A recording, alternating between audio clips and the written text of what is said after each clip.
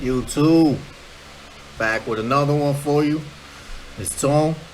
So this one here is a continuation of Meet Your Strawman. This is number 7. These are brief little portions of the book here. So what we're gonna talk about here is the postal demands and the letters that you get in the mail and how to deal with those.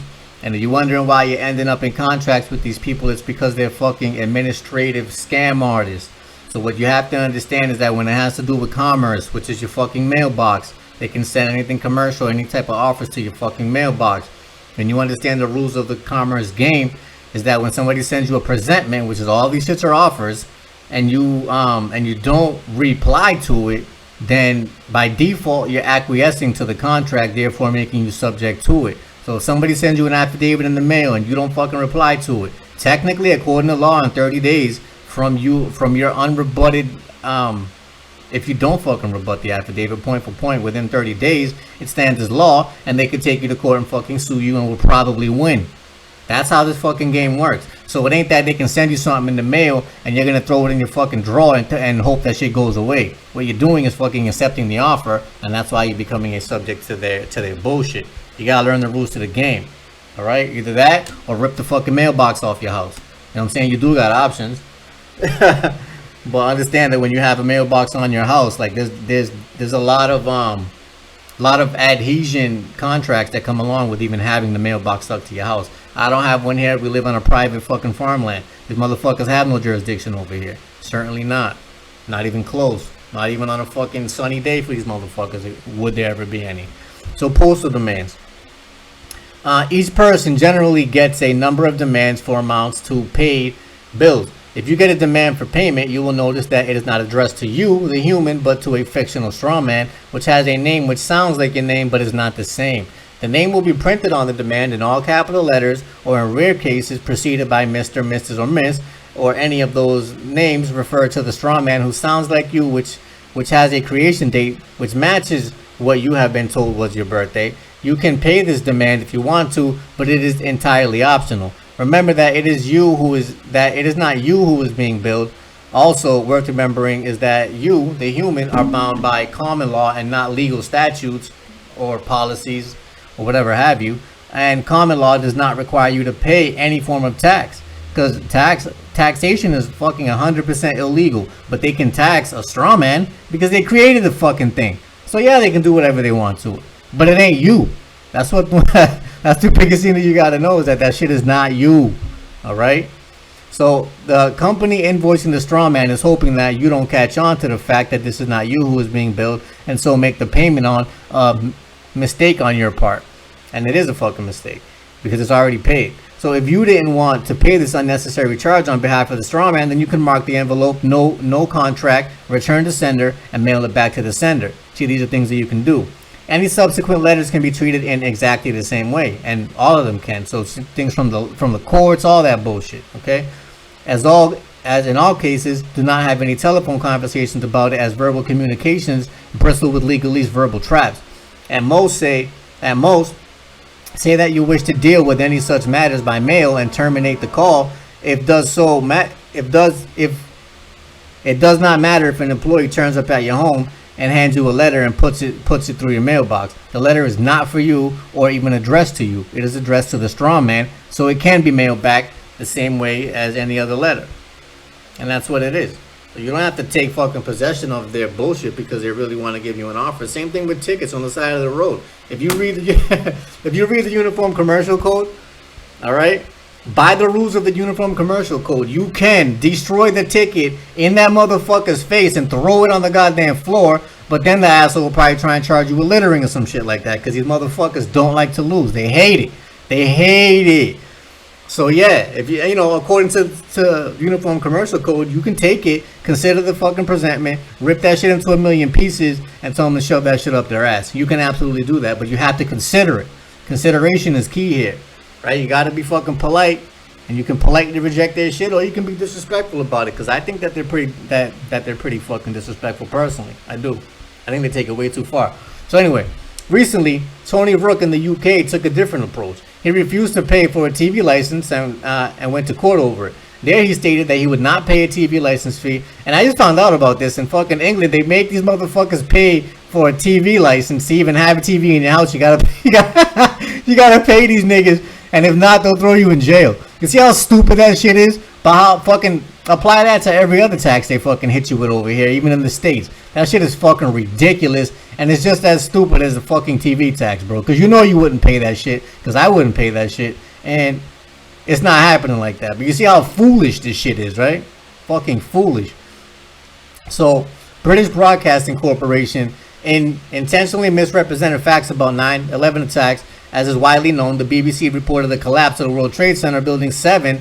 Of course they did. If you guys watch BBC, these motherfuckers showed the building falling before it even fell. They were talking about the shit having already collapsed, and the shit was still standing up behind the bitch. You could probably even find that shit on YouTube still. So come on, you gonna tell me that shit wasn't fucking staged? Nobody even died during that event, mind you. All right. So what do we got here? And that's what it was. It was a Solomon's brother ritual, is what the fuck it was. And then you get 9/11, 7/11, all of these numbers fucking incorporated into it. It was just a fucking ritual. That was it. It was a big fucking insurance scam. So 47, the story Solomon Brothers building, which was never hit by an airplane, which collapsed at free fall speed later that day, more than 20 minutes before the collapse occurred. Rook stated that the BBC had to have prior knowledge of the terror attack and were so complicit in the attack. He then showed a recording of the BBC video news broadcast along with the considerable additional evidence. The judge agreed that Rook had a reasonable case to protest, and he was found not guilty by the court and was not fined for failure to pay the licensing fee. You see what it is? You just got to know where you stand in order to be able to challenge these fucking assholes. You know what I mean? Because if you don't know who you are, you're certainly not going to know what the fuck to say in court. And if you don't know who you are, all you're going to say in court is some shit that you were programmed to say, whether it's by a movie, a TV show, or whatever the fuck programs you to act and speak in a certain fashion when you go into court. That's what you're going to be running off. All right? So, if it is still available, the BBC News report of the collapse showing the building standing behind the reporter is at, and it shows you here. If you wish, you can take a more forceful, direct stance and demonstrate it here by a letter issued by Christopher Lees when dealing with a fixed penalty notice of charge. So, dear sirs, please read the following thoroughly and carefully before responding. It is a notice. It informs you. It means what it says. So this is a reply apparently to one of the one of the notices that they send you, like, hey, look, if you don't do this and this and this by this date, then you'll be subject to this penalty or whatever the fuck else. Yeah, right, bro. So please read the following notice thoroughly and carefully before responding. It is a notice. It informs you. It means what it says. The reason why you need to read it carefully is simple. I am offering a conditional agreement. This removes controversy and means that you no longer have any ultimate recourse to a court of law in this matter, because you're fucking agreeing to whatever it is that they're saying upon proof of claim, right? And so this is a it's a fucking traverse nonetheless. You know, it's a bit of a controversy nonetheless, but it's one that is going to end up more in your favor if you know what it is that you're doing here with this shit, okay? So it's not like your average, jurisdiction argument or nothing like that, right? This is more saying, okay, you pass me the ball, I'll play this game with you. I'm going to throw you this ball back, and I will play the game with you if you can prove to me that I have to play this fucking game with you, right? And they can't prove that shit. So because there is no controversy upon which it could adjudicate, and that's all that courts and judges do, is that they get in the middle to essentially referee a tennis match of back and forth bullshit, and they act as a referee. If there is no game that's being played, right, one person's willing to play but is not really trying to, the other one can't prove that he has to play, a judge has no role in that shit. They have no purpose there, so it couldn't even end up in court. So you always have the option of dragging these conditions into a court of law, only to be told that they are indeed lawful. That is, of course, always your prerogative should you decide to waste your time. And so this is the thing too, is that all of this shit is optional. Remember that shit. All this shit is optional. You don't have to do none of that shit. But they would love you to believe that you have to. So always your prerogative should you decide to waste your time. For this reason, it is important that you consider and respond to the offer in substance. The nearest official form will not suffice, and consequently is likely to be ignored by myself without any dishonor on my part. On the other hand, there is a time limit on the agreement being offered. It is reasonable, and if it runs out, then you then you and all associated parties are in default, removing any and all lawful excuse on your part for proceeding in this manner. So this essentially is just basically putting the ball back in their court, giving them an option. Okay, prove to me that you even have the jurisdiction authorization and that I'm obligated to entertain your bullshit, right? So this is what you're giving them back. And it says that if they don't fucking respond timely and within such and such specified, rules of fucking engagement, because essentially that's what this shit is, then essentially you're going to look at this matter as resolved, right? Which it would be. So, and that's why you got to keep careful records too, as well, of everything that you send, notarized and shit like that. Keep it all set up nice. So for these reasons, it is recommended that you carefully consider this notice and respond to substance, which means actually addressing the points raised herein. So they have to address all your points, point for point. So you have apparently made allegations of criminal misconduct against me. You have apparently made demands upon me. I do not understand those apparent demands and therefore cannot lawfully fulfill them. I seek clarification of your document so that I may act according to law and maintain my entire body of inalienable rights. Natural rights at that, right? So these aren't rights that you just fucking created. These are rights that were given to you when you were born and when you entered this fucking realm. They're not rights that can be stolen from you from anybody, but you can give them up if you don't know what you're doing. So failure to accept this offer, to clarify, and to do so completely in good faith within 7 days will be deemed by all parties to mean that you and your principal or other parties abandon all demands upon me. I conditionally accept your offer to agree that I am a legal fiction person, Mr. Christopher Mark Lees, and that I owe $70 for services rendered by your company upon proof of claim of all the following. Upon proof of claim that I am a person and not a human being, upon proof of claim that you know what a person actually is in legal terms. Number 3, upon proof of claim that you know the difference between a human being and a person, legally speaking. Upon proof of a claim that you know the difference between the terms legal and lawful. Upon proof of claim that I am a legal fiction person, being the entity to which your paperwork was addressing and not Christopher of the Lees family as commonly called. Number 6, upon proof of claim that the charge was the result of a lawful investigation unmarred by prejudice.